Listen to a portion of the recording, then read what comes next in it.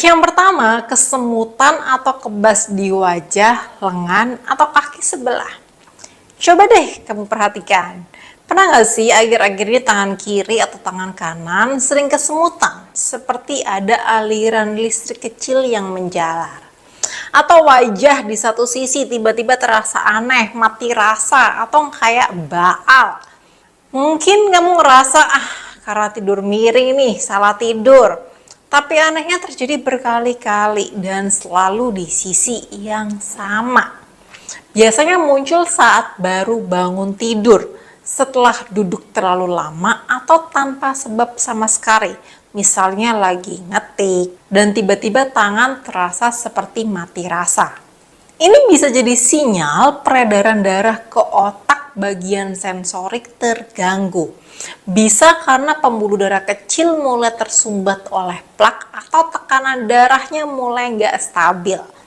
Area otak yang mengatur rasa di kulit jadi kehilangan daya hidup sesaat dan muncullah sensasi aneh yang kita anggap biasa seperti kesemutan. Sayangnya yang sering dilakukan orang saat ini adalah mengabaikan dan hanya dipijat atau minum jamu pegal lalu tidur dan mengira itu karena terlalu capek atau salah tidur, padahal bisa jadi karena tanda mau stroke atau penyumbatan pembuluh darah kecil yang nggak disadari. Yang kedua, pusing mendadak dan hilang keseimbangan. Kok tadi berdiri tegak terus kayak mau jatuh lagi ya? Atau ngerasa dunia tiba-tiba goyang, pandangan seperti berputar, dan harus pegangan dinding. Bukan karena belum makan, bukan juga karena tekanan darah turun, tapi seperti ngerasa melayang dan lepas kendali. Oh, mungkin kecapean nih, tapi besoknya kejadian lagi dalam beberapa hari bahkan beberapa minggu. Bisa jadi ini gangguan sirkulasi darah ke otak kecil atau cerebellum di bagian batang otak. Jadi darah nggak sampai dengan optimal dan bagian otak yang mengatur keseimbangan dan koordinasi tadi jadi gelap sesaat. Hasilnya kalian kehilangan pusat gravitasi tubuh sendiri yang bikin gampang oleng. Sayangnya, tanda ini sering dianggap vertigo atau tekanan darah turun. Padahal bisa jadi tanda stroke kecil-kecil yang nggak disadari dan menyerang bagian otak yang lebih dalam dan sensitif. Kesalahan yang sering terjadi, biasanya dikasih tolak angin atau jamu masuk angin aja. Jadi dianggap kurang tidur, disuruh istirahat aja, dan nggak pernah diperiksakan tekanan darah ataupun kolesterol, serta nggak pernah dicek ke dokter. Nunggu sampai parah dulu. Satu kali mungkin bisa diabaikan, tapi kalau 2-3 kali, maka saranku segera cek ke dokter ya. Yang ketiga, gangguan bicara halus. Jadi tiba-tiba cadel, belibet, atau salah ucap. Pernah nggak sih kamu sedang ngobrol dan tiba-tiba orang bilang, kamu ngomong apa tadi? Gak jelas, suaranya nggak kedengeran.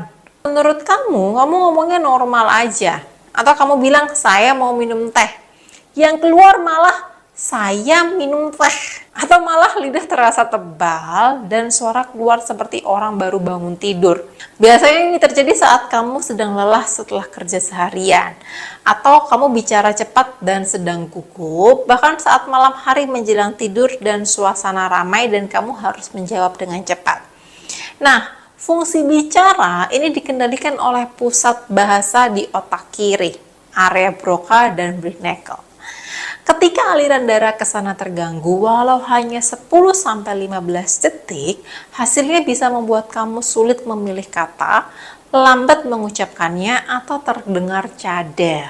Kesalahan yang sering dianggap remeh adalah menganggap diri sedang capek atau ngantuk, makanya ngomongnya ngelantur. Atau mungkin kesleo lidah dan mikir, aku memang pelupa nih, susah ngomong gitu ya. Tapi kalau ini terjadi berulang, bukan hanya 1 kali seminggu, itu bukan keseleo biasa. Bisa jadi peringatan tubuh bahwa mau akan stroke. Ya.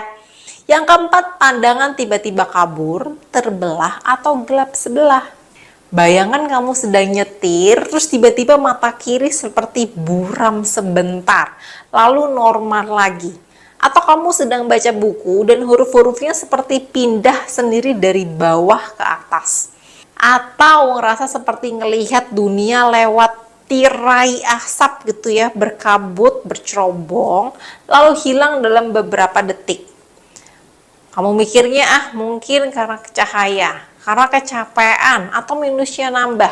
Tapi gejala ini muncul tanpa pola, dan yang paling mencurigakan selalu satu sisi mata aja. Nah, sistem penglihatan ini dikendalikan oleh lobus occipital di bagian belakang otak. Jika aliran darah ke sana terhambat, baik karena sumbatan sementara ataupun tekanan darah melonjak, hasilnya bisa berupa hilangnya sebagian pandangan, penglihatan ganda, atau bahkan buta mendadak selama beberapa detik. Biasanya pandangan kabur atau gelap di satu sisi mata saja. Gejala berlangsung singkat, 5-15 detik lalu hilang, kadang disertai sakit kepala ringan. Bisa terjadi saat duduk, berdiri, atau sedang fokus. Kesalahan yang paling sering terjadi, orang mengira hanya masalah mata dan langsung ganti kacamata aja. Ngerasa kayak mungkin aku masuk angin atau kurang tidur ya, dan bahkan gak pernah cek tekanan darah atau riwayat pada pembuluh darah mata. Padahal bisa jadi ini adalah peringatan adanya sumbatan pada pembuluh darah yang menjadi tanda mau stroke. Yang kelima, tubuh terasa berat atau lemah sebelah meski cuman sebentar. Coba diingat-ingat lagi deh, pernah nggak sih kamu bangun tidur dan ngerasa lengan kiri atau kaki kanan seperti berat sebelah? Bukan cuman pegel ya, tapi seperti nggak sinkron sama tubuh. Atau kamu lagi duduk nonton TV, tiba-tiba satu sisi tubuh terasa lebih lemas dan kamu harus menggerakkan tangan atau kaki perlahan supaya terasa nyambung lagi. Sepertinya salah posisi tidur atau mungkin kebanyakan duduk. Tapi anehnya ini terjadi berulang. Ciri khasnya rasa berat atau lemas di tangan dan atau kaki di satu sisi. Muncul tiba-tiba dan hilang dalam beberapa menit. Tidak selalu disertai rasa sakit dan bisa terjadi saat istirahat atau aktivitas. Jadi, kelemahan di satu sisi tubuh itu jangan dianggap remeh ya. Bisa jadi ini adalah pertanda sinyal bahaya karena kamu mau stroke berat. Oke? Yang keenam, sulit mengingat kata atau menangkap kalimat sederhana.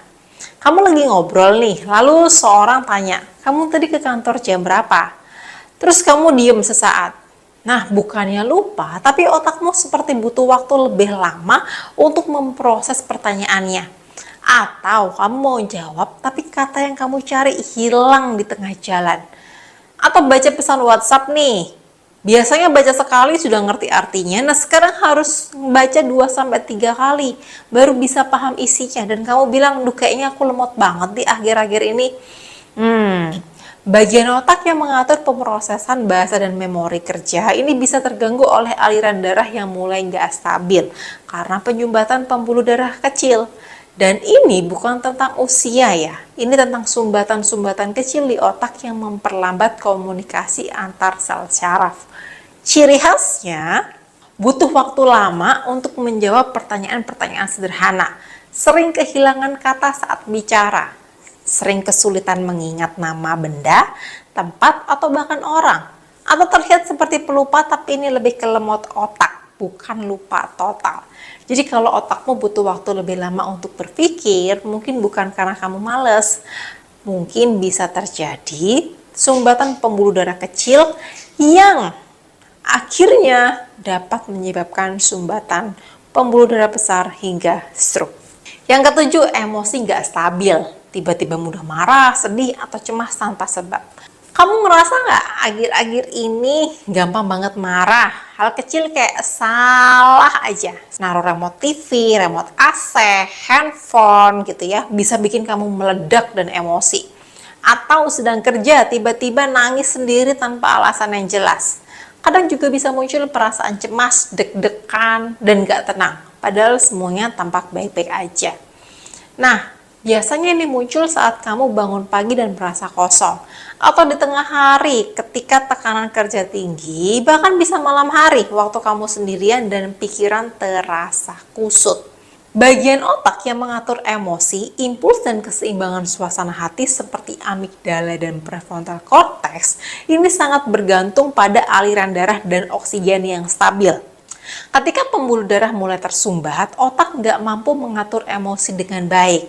Hormon stres naik, neurotransmitter kacau, dan kamu ngerasa seperti bukan dirimu sendiri. Kesalahan yang sering terjadi adalah orang-orang ngira ini hanya efek kerjaan atau PMS, menganggap reaksi emosional berlebihan itu biasa aja dan menyalahkan orang sekitar karena baperan. Kalau ini terjadi terus-menerus selama berminggu-minggu, bukan hanya karena gangguan mood ya, bisa jadi karena otakmu sedang kelelahan dan terdapat sumbatan di sana. Yang kedelapan, sakit kepala mendadak dan berbeda dari biasanya. Biasanya cuma pusing ringan, tapi sekarang kayak dihantam benda berat dari dalam kepala.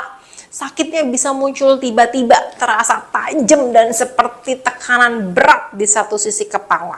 Kadang disertai mual, leher kaku, dan sensitif terhadap cahaya. Nah, apa bedanya dengan migrain biasa? Nih, biasanya dia muncul mendadak, bukan bertahap ya. Jadi tidak membaik dengan obat sakit kepala ringan dan kadang disertai gangguan bicara, gangguan penglihatan, dan mual hebat. Sering terjadi pada pagi hari saat bangun tidur. Jadi stroke bisa diawali oleh pecahnya pembuluh darah kecil yang menekan jaringan otak.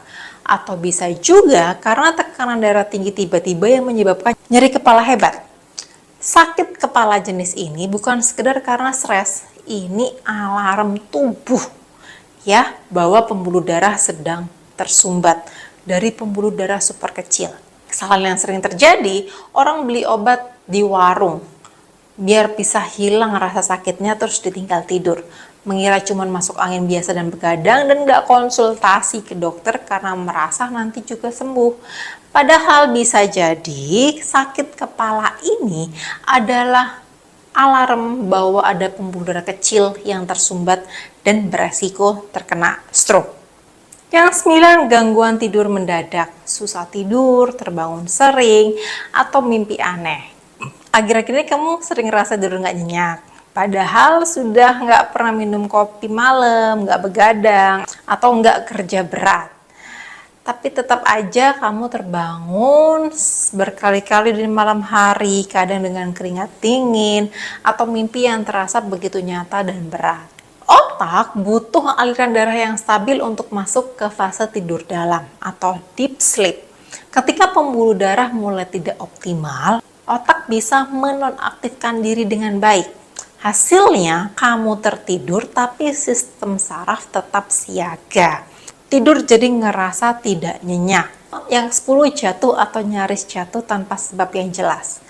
Nah, misalnya kamu sedang jalan di rumah, lalu tiba-tiba lututnya lemas dan kamu hampir jatuh. Atau berdiri dari duduk dan rasanya seperti nggak punya keseimbangan, bahkan terhuyung tanpa sebab, seolah-olah tubuhmu kehilangan arah walaupun lantainya datar. Biasanya terjadi saat bangun dari duduk atau tempat tidur, saat berjalan di ruang gelap, atau saat multitasking, jadi jalan sambil pegang HP atau bawa barang. Jadi koordinasi otot dan keseimbangan ini dikendalikan oleh otak kecil dan batang otak. Ketika suplai oksigen ke sana terganggu, tubuh kehilangan pusat gravitasinya. Sinyal antara otak dan kaki jadi terlambat. Akibatnya kamu bisa nyaris jatuh tanpa tahu apa penyebab pastinya. Jadi kalau kamu sering terjatuh tanpa alasan yang jelas, jangan dianggap remeh, apalagi kalau lebih dari sekali dalam seminggu, di usia berapapun. Kamu harus waspada dan mulai menyadari bahwa jangan-jangan ini karena tanda-tanda mau stroke.